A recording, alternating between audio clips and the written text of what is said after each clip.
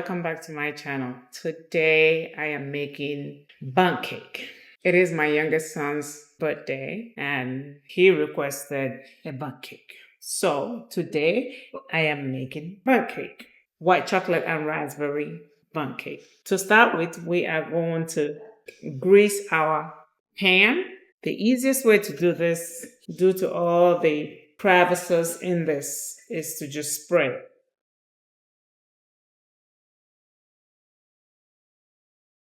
And then we're going to set this aside. You can choose to butter it and then put some flour and remove the excess flour. Now we are going to start with the dry ingredients. Here I am going to add 3 cups of cake flour or 360 grams already measured. I'm going to add 2.5 teaspoons of baking powder, half a teaspoon of baking soda, half a teaspoon salt. I'm going to add 1 pack of vanilla jello mixture. We're just going to mix this all together and we're going to set this aside. Next, we are going to pull our stand mixer. We're going to get all the wet ingredients mixed together. Now I'm going to add 1 stick of unsalted butter, which is 113 grams. And this is room temperature butter, softened completely. Everything we're going to use in this cake is all room temperature. I am going to add 1 1/3 cup of agave, half a cup of sour cream. This is light sour cream. The sour cream helps make the cake much softer and moist. 1 cup of buttermilk, which again is acidic and helps moisten the cake.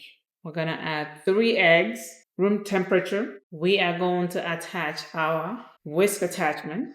And then we're going to whisk all this together, starting slow. You can equally use a paddle attachment, but I chose to use the whisk attachment.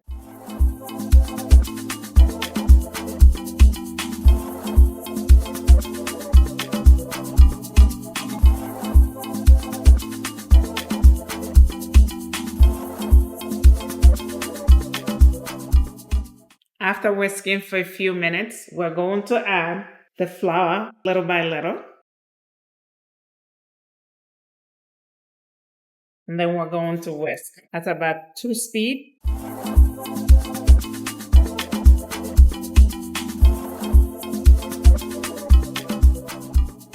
We're going to stop and then scrape the ball to get all the flours that are on the side. And we're going to let it mix.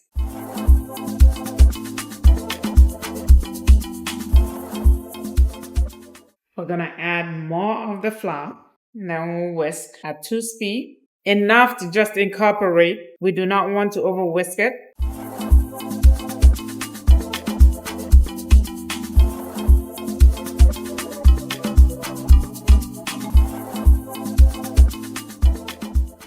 Then we're going to stop it, pick it up, and finish it by hand. So that we do not over whisk. Next, what we want to do is to add the white chocolate.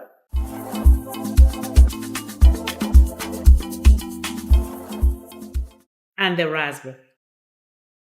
And combine. In the meantime, our oven has been preheated to 350 degrees. Now we are going to pour this in here. It looks amazing and it smells amazing. So what we want to do is to shake it to even it out. You can use your spatula. Now we are going to put it in the oven at 350 degrees for about 50 minutes to 60 minutes or until a tester comes out clean.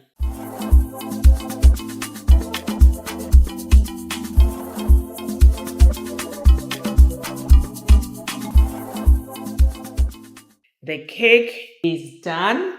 The skewer came out clean, so let's go bring it out. And then we're going to let it cool for about 20 to 30 minutes before we can decorate it. It smells amazing.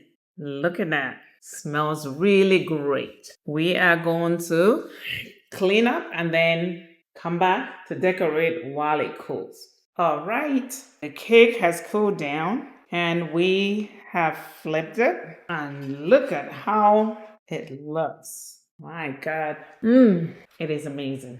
It looks amazing. Now we are just going to decorate it with our frosting. So all you just want to do is to put the frosting. You don't actually need a tip, and you just want to start piping from the outside inward. So that's really all you need to do.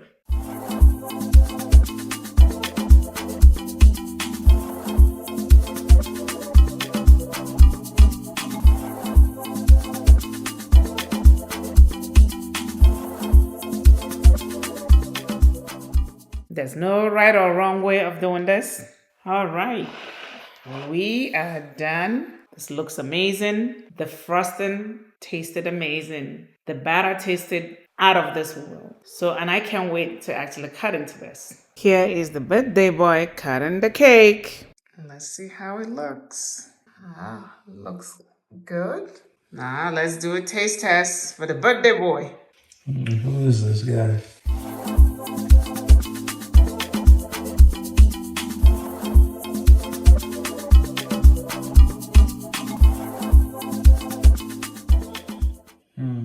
It's raspberry. I give it 9 out of 10. All right. Well, happy birthday. Mahalo.